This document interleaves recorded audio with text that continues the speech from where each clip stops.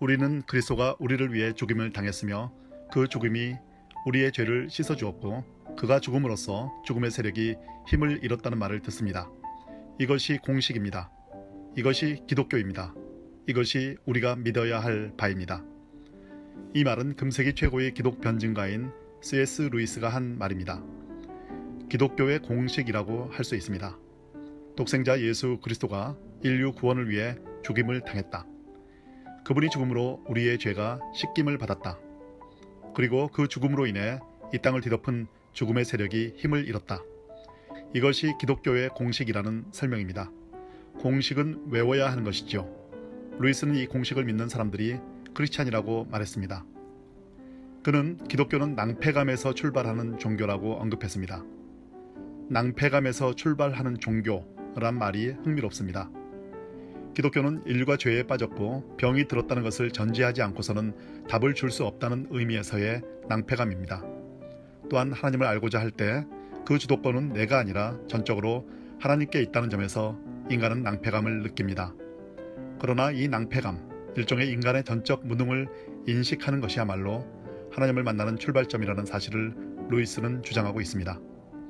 하나님이 자신을 보여주시지 않는 한 우리는 무슨 수를 써도 그분을 찾을 수 없다는 것입니다.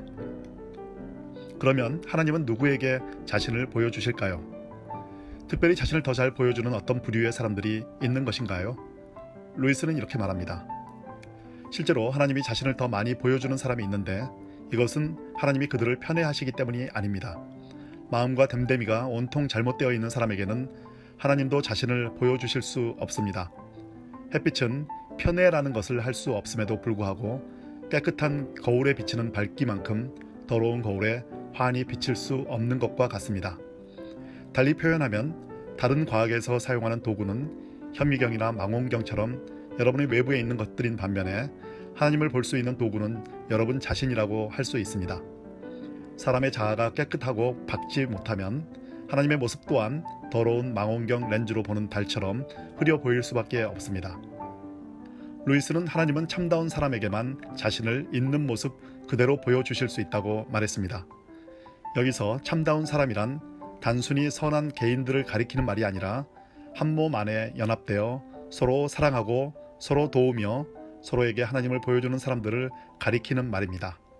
그것이 하나님이 원래 의도하신 사람들의 모습이라는 것입니다.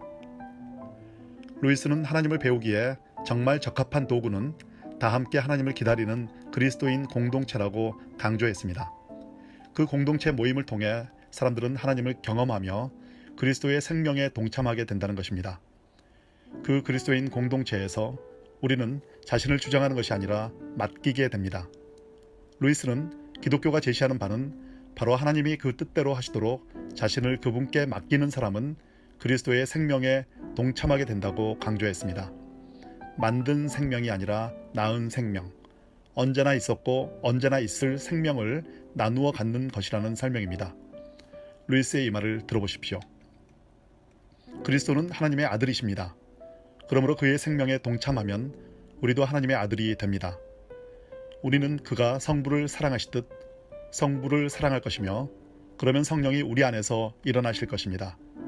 그리스도는 자신이 가진 이 생명을 사람들에게 퍼뜨리기 위해, 즉 좋은 전념을 시키기 위해 사람이 되어 이 세상에 오셨습니다. 모든 그리스도인은 작은 그리스도가 되게 되어 있습니다. 그렇습니다. 우리는 모두 이 땅에서 생명을 낳고 전하는 작은 그리스도가 되어야 합니다. 우리가 그리스도인이 되는 목적은 오직 이것 하나뿐입니다. 루이스는 그리스도인들이 하나님을 만나기 위해서는 정직한 영을 지녀야 한다고 강조했습니다. 생명은 정직한 영에 들어오시는 하나님의 정직한 말씀을 통해서만 나올 수 있기 때문입니다. 그는 이렇게 말합니다.